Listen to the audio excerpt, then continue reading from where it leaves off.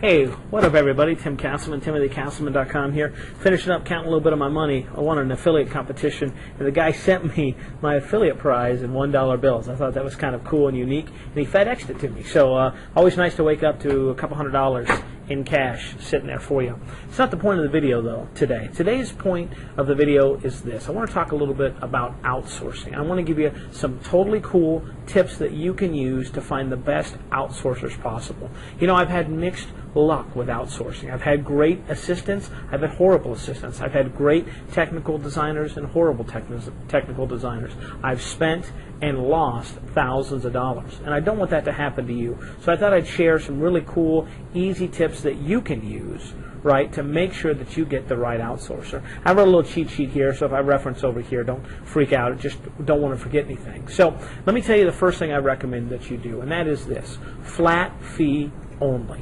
Okay, a lot of people out there want to work hourly, and that's great for them, bad for you. And here's why it's bad for you. Two reasons. Number one, it puts you in competition with that person. You see, when I employ someone hourly, I want them to finish as quickly as possible while they want to finish and take as much time as possible. So I'm kind of butting heads with them saying faster, faster, faster, and they're going slower, slower, slower because they want to make more money. So flat fee only. That way, look, I'll pay you, for instance, $100 to design this blog, right? So I don't care how long it takes. If it takes you 10 hours, that means you made $10 an hour. If it takes you an hour, that means you made $100 an hour. It's on the outsourcer to manage their time. I don't have to be a boss or an employer, and I don't have to worry about it at all. Okay, so that's number one, flat fee. Number two is, and I learned this great tip from the wonderful and talented Miss Rachel Rolfe, include something when you post the job, include an involvement device that they have to respond to. Basically, what you would do is at the beginning of your thing, you would say, when you respond to this job posting, please put red dragon or purple mushroom or tiny elephant or whatever in the reply line. And by doing that, it allows you to do two things. It allows you to, one, make sure that somebody has read the entire job description completely, and two, it lets you eliminate probably 75% of the people out there. The reason being is a lot of people have autoresponders when it comes to these membership things. So if it falls in their category, they have a computer program that, I don't know how it works because they're smarter than you and I, right? But basically it allows them to auto-post to all these jobs. Well, I don't want those people. I only want people that have read and truly understand, right, how to, what I'm exactly looking for and how to respond the way that I want them to respond.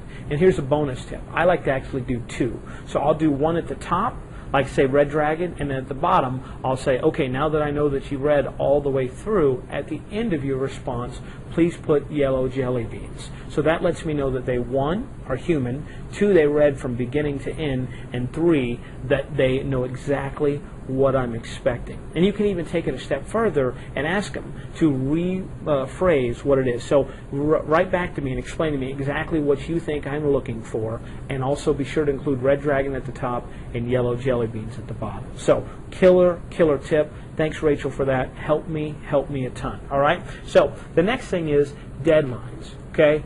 I know that I work best when I'm under pressure and I have a deadline. So you need to give them a deadline. Again, two reasons for doing that. One, it lets you know when you can expect the job to be done, but two, it sets the expectation for them.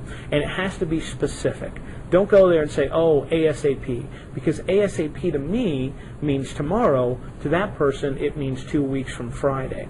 My point being is this, okay? You definitely want to give them a deadline. Make it realistic, and also, right, another little bonus tip for you, if you need it fast or you want it quicker than the deadline, incentivize the person. So basically say, hey, I want it done by the 24th of this month. However, if you get it done before the 24th, I'll be more than happy to bonus you an additional, and you can do a flat rate or a percentage. It's totally up to you. I've done both. It really depends on the job. If you're doing a small flat rate, like say on Fiverr, right, then say, hey, I'll give you another $5 if you can get this done within 24 hours. You'll be surprised that people respond to money. And again, it doesn't cost you that much. Just a few bucks or a few percentage, but you can get it done quickly, okay? So we've got the thing they need to say in the response. Okay, we've got the flat fee. We've got the timeline. Also, don't hire anybody without doing two critical things, okay? First, seeing their previous work and their work history.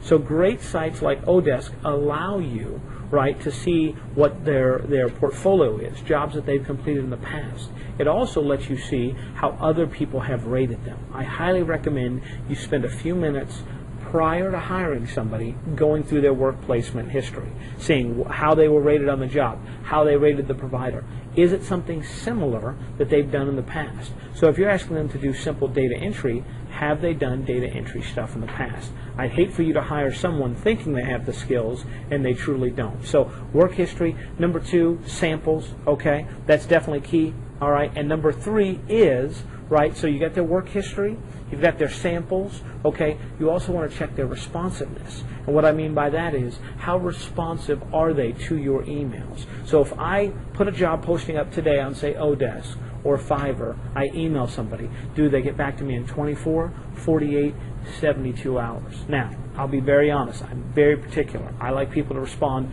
very, very quickly to me when I'm hiring people. So if someone waits 48 or 72 hours, unless it's a good excuse, like, I don't know, a national tragedy, right, I'm probably not going to hire that person.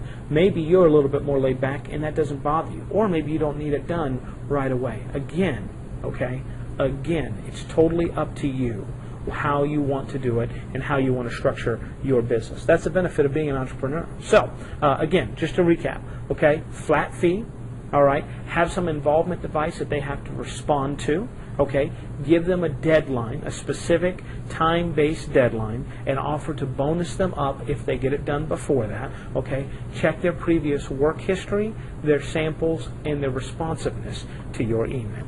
Now, if you like that, I got something else I want to share with you. My buddy Matt Rhodes has recently released a program called The New Rich, and it's all about outsourcing. And the great news is it's dirt freaking cheap.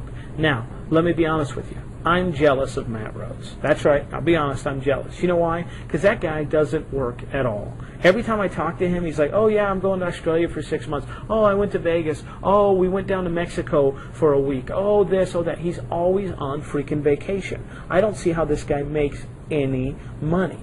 But then he shared with me a little secret, and that secret is outsourcing. You see, Matt is great at great ideas, theories, and then having other people put them into action. In fact, most successful entrepreneurs are like that. So maybe you don't know technical skills. Maybe you don't know how to set up a blog. Maybe you don't know how to FTP or get graphics created or anything. Write articles, press releases. I've had all of that outsourced, 100% outsourced. I've had it all done before. And the great thing is it's dirt freaking cheap.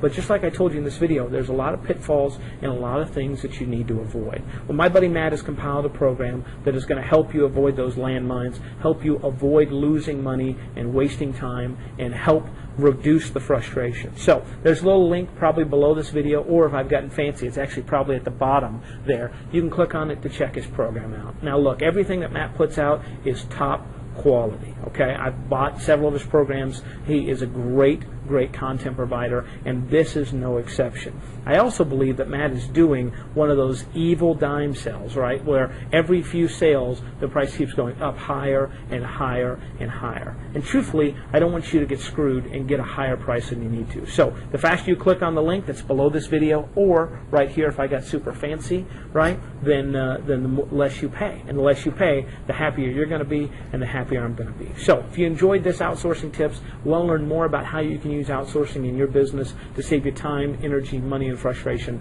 click on the link below. Thanks so much. Have a great day. Talk to you soon.